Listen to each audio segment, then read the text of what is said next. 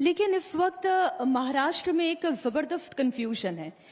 आप बताइएगा ये कंफ्यूजन क्यों है? क्योंकि यही मुंबई में लैंड करने के साथ साथ जब लोगों से बात करने पर यह पता चले कि असली सेना और शिंदे सेना, वो तीर कमान की लड़ाई असली शरद पवार वाली एनसीपी है या अजीत पवार वाली एनसीपी है, ये कंफ्यूजन लोगों के बीच में क्या महायुति के लिए खतरनाक नहीं है? देखिए, ये कंफ्यूजन लोकसभा में भी सेटल हुआ था, खास करके शिवसेना की बात यदि आप कहें। शिवसेना अंडर शिंदे साहब, उनकी स्ट्राइक रेट उभटा के शिवसेना से ज्यादा इंप्रेसिव थी, वोट शेयर ज्यादा इंप्रेसिव थी। जितने सीटों पे हमने चुनाव लड़े, हमारी स्ट्राइक रेट वॉज हायर। और विधानसभा चुनाव में भी मैं आपको गारंटी लिखित रूप में मैं आपको देने को तैयार हूं कि Shiv Sena under Shinde ji will score more seats as a strike rate as compared to Shiv Sena under Uddhav Thackeray ji. यानी उद्धव जी के साथ कोई सिंपैथी फैक्टर नहीं है। और इसमें देखिए, इसमें कोई भावुक मुद्दा नहीं है। ये केवल और केवल विकास, डेवलपमेंट, प्रगति पर आधारित है। आज मुंबई की बात कीजिए आप। मुंबई में जिस प्रकार से इंफ्रास्ट्रक्चर की निर्माण हुई है, सामान्य लोगों के लिए जो पब्लिक ट्रांसपोर्टेशन यूज करते हैं, यदि आप मेट्रो की बात करें, जो लोग गाड़ियों में सफर करते हैं उनके लिए कोस्टल रोड की बात करें, यदि आप अटल सेतु की बात करें, और महाराष्ट्र और मुंबई की पब्लिक ने यह देखा है कि जिस प्रकार से विरोधियों ने जानबूझ के ये इंफ्रास्ट्रक्चर का निर्माण प्रोग्रेस के सामने उन्होंने एक अड़चन खड़ा किया। मेट्रो का विरोध किसने किया? माननीय आदित्य ठाकरे जी ने किया, उद्धव ठाकरे जी ने किया।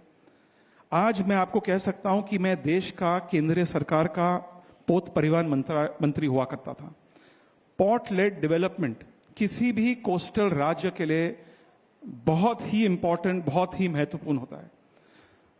देश का सबसे बड़ा पोर्ट, सबसे बड़ा बंदर वधवन पोर्ट जो पालघर में आ रहा है, उसका विरोध किसने किया? उद्धव ठाकरे जी ने किया। आज पोर्ट का निर्माण, भूमि पूजन हो चुका है। दुनिया का सबसे बड़ा न्यूक्लियर पावर प्रोजेक्ट, जिससे देश के जनता को कम दाम में सस्ता बिजली मिलेगी, क्लीन एनर्जी, न्यूक्लियर एनर्जी, उसका विरोध किसने किया? उद्धव ठाकरे जी ने किया। तो यदि आप प्रोजेक्ट्स का विरोध करते रहोगे तो आप लोगों को रोजगार कैसे दोगे? और ये अफसोस की बात है, क्योंकि महाराष्ट्र का जो छवि है, जो इमेज है, महाराष्ट्र देश का इंडस्ट्रियल इंजन है। महाराष्ट्र सबसे इंडस्ट्रियलाइज स्टेट है इस देश में। अनफॉर्चुनेटली 2019 से लेकर 2022 तक, जबकि Maharashtra always enjoyed the position of attracting number 1 FDI in the country, Maharashtra का पोजीशन नंबर 2 पे चला गया। 2022 से और एक बार महाराष्ट्र नंबर 1 पोजीशन पे आ गई इन अट्रैक्टिंग एफडीआई। इनफैक्ट जो फॉरेन डायरेक्ट इन्वेस्टमेंट भारत में आई है लास्ट ईयर, उसका 52% फॉरेन डायरेक्ट इन्वेस्टमेंट महाराष्ट्र में। मैं और एक उदाहरण आपको दे सकता हूं। 2022 के पहले हम जब इंडस्ट्रियलाइजेशन की बात करते हैं, आप सोच नहीं पाओगे, आई डोंट नो आपके चैनल ने इस पर डिबेट की थी कि नहीं, लेकिन मुंबई जैसे शहर में, जो देश की आर्थिक राजधानी है, जब एक भ्रष्ट पुलिस ऑफिसर को पकड़ा गया कि वो देश के सबसे बड़े उद्योगपतियों के घर के बाहर जाकर जेलेटिन स्टिक्स प्लांट कर रहा था, बॉम्ब प्लांट कर रहा था, उनसे पैसे एक्सटॉर्ट करने की कोशिश कर रहा था, जब उनको पकड़ा गया, उस समय के तत्कालीन मुख्यमंत्री ने क्या कहा कि अच्छे व्यक्ति है, इनको ओसामा बिन लादेन से कंपेयर मत कीजिए। मैं ट्रेडर कम्युनिटी को अच्छी तरह से जानता हूं, कुछ लोग यहां आज आपके ऑडियंस में भी बैठे हुए हैं। ट्रेडर कम्युनिटी से लेकर बड़े उद्योगपतियों तक उन्होंने कहा कि यदि बड़े उद्योगपति मुंबई में, महाराष्ट्र में सुरक्षित नहीं है, तो हम महाराष्ट्र में व्यापार क्यों करेंगे? आज रेड टेप से लेकर हमने रेड कारपेट उद्योगपतियों के लिए, व्यापारियों के लिए पैदा किया, और इसलिए आज महाराष्ट्र देश का सबसे बड़ा नंबर 1 एफडीआई अट्रैक्टिंग स्टेट है। आपने महाराष्ट्र के विकास की बात की, आपने डेवलपमेंटल पॉलिसीज की बात की, तो फिर नाना पटोले यू क्यों कहते हैं कि ये तो खोखे वाली सरकार है? वो तो उनको कहना पड़ेगा ना, वो पॉलिटिक्स में है, वो राजनीतिक उनको हर मुद्दे का राजनीतिकरण करना चाहेंगे, उनको करना पड़ेगा। तो ये स्वाभाविक है कि ऑपोजिशन नेगेटिव एजेंडा पर राजनीति करेंगे। आज आप मुझे ऑपोजिशन का एक भी सकारात्मक प्लान मुझे बताइएगा, जो वे मुंबई को आगे ले जाने के लिए उनका कोई प्लान है, कोई कार्यक्रम है, महाराष्ट्र को आगे ले जाने के लिए उनके पास कोई कार्यक्रम है। एक भी उदाहरण आप मुझे बताइए। नहीं, वो तो यहाँ तक मैं कह आपको रहे और हैं एक कि बात अगर कह सकता आपकी हूं। पार्टी ने, आपके आपकी चैनल्स, सरकार ने, आपके चैनल्स, आप लोग मुंबई में हर साल लगातार 20-30 वर्षों से हर साल मॉनसून के समय पे आप डिबेट करते थे मुंबई के पॉटहोल्स के बारे में। इस बार पहली बार मैंने देखा कि किसी भी चैनल ने पॉटहोल पर डिबेट नहीं की। इसका एक कारण है कि सरकार प्रयत्न करिए। मैं नहीं कर रहा हूं, कहूंगा कि सरकार पूरी तरह से उन्होंने सफलता प्राप्त ऑल्दो की। एक इंसिडेंट था, आप भी जानते मैं नहीं हैं। कह रहा हूं कि 100% हमने इस समस्या को दूर किया है, लेकिन पहली बार जो कॉन्ट्रैक्टर पॉलिटिशियन की जो नेक्सस है, उस कॉन्ट्रैक्टर पॉलिटिशियन की नेक्सस को हम समाप्त करने की कोशिश कर रहे हैं।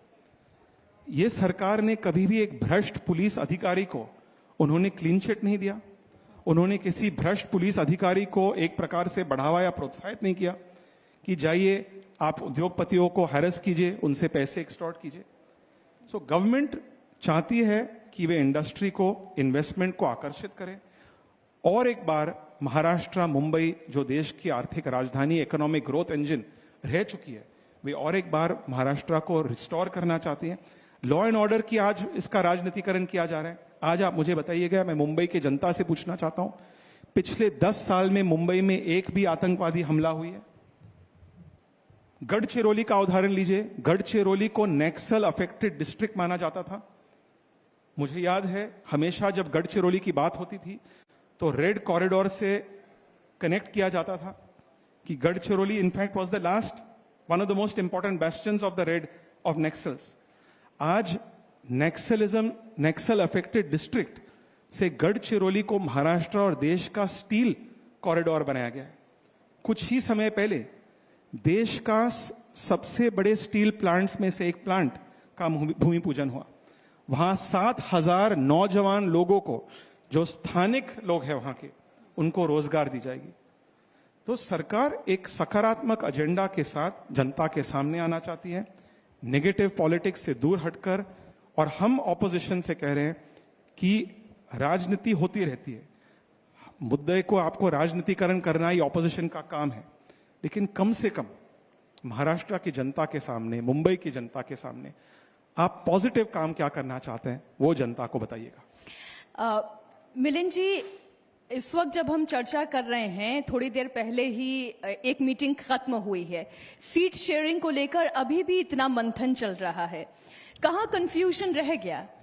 मंथन एमवीए में चल रहा है, यहां नहीं चल रहा है। यहां एक्चुअली सीट शेयरिंग बहुत ही अच्छी तरह से, बहुत ही अच्छी समन्वय है। और मैं आपको कह सकता हूं, मैं कई सालों से, दशकों से महाराष्ट्र में कोलिशन पॉलिटिक्स देख रहा हूं। इनफैक्ट जब कांग्रेस पार्टी और राष्ट्रवादी कांग्रेस साथ में हुआ करते थे, 1999 से लेकर 2014 तक जब उनकी सरकार थी, उस समय 2 पार्टियां थी, उस समय भी कोऑर्डिनेशन नहीं हो पाती थी। आज इस बार 3 पार्टियां हैं, 3 पार्टी की सरकार है, उसके बावजूद बहुत अच्छा कोऑर्डिनेशन है। ऑपोजिशन में, वहां भी एमवीए तो 3 में, पार्टी है। एमवीए में जो कंफ्यूजन है, बहुत ज्यादा कंफ्यूजन है। पहले तो कुछ लोग कह रहे हैं कि मुख्यमंत्री कैंडिडेट हमें डिक्लेयर कीजिए, उनको मुख्यमंत्री कैंडिडेट नहीं डिक्लेयर किया गया है। अब सीट शेयरिंग पे प्रॉब्लम हो रहे हैं, तो मैं उनको आपके माध्यम से शुभकामनाएं देना चाहता हूं। उनको मैं आपके माध्यम से कहना चाहूंगा, कुछ पॉजिटिव एजेंडा जनता के सामने लाइए।